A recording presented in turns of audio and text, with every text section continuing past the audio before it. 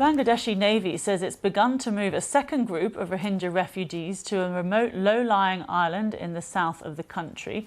7 ships are moving about 1,800 people to their new home on the island of Bhashan Char. Bangladesh says that the move is voluntary. However, rights groups dispute this and argue that the island is unsuitable to house the refugees.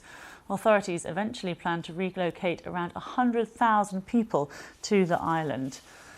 Let's speak now to Bhashan Char, who's in Delhi for us. Just tell us a little bit more about the conditions on this island and how it compares to where they were before.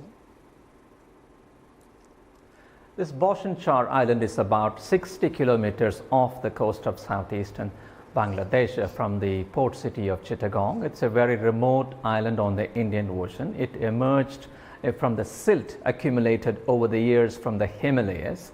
So it emerged only 20 years ago. It's about 40 kilometers it's wide, and the Bangladeshi government says that it is set up a lot of housing units and hospitals and schools, and the facilities there are much better. But accessibility is an issue there because you need to have special boats to reach this island. For example, it may take even 4 to 5 hours for these boats to reach this island.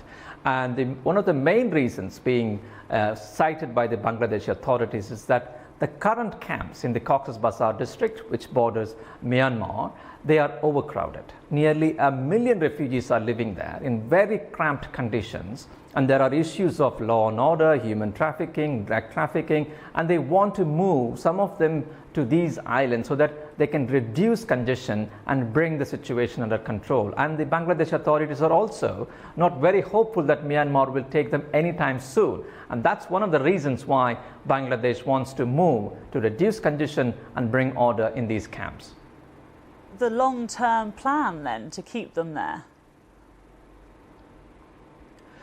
They want to keep them, as long as it can take, but they are also talking with Myanmar authorities to repatriate some of these refugees. But of course, these islands, they cannot take all the refugees. We are talking about nearly 900,000, whereas this particular island caters only to about 100,000. They hope to reduce the congestion. Now, from the Bangladeshi perspective, we are a developing country. We have taken these nearly 1 million refugees from neighboring Myanmar. They fled violence there, and a lot of reports indicate that they were organized violence. But the international community has moved away from Rohingya issue to other issues like in Syria and Iraq and other places.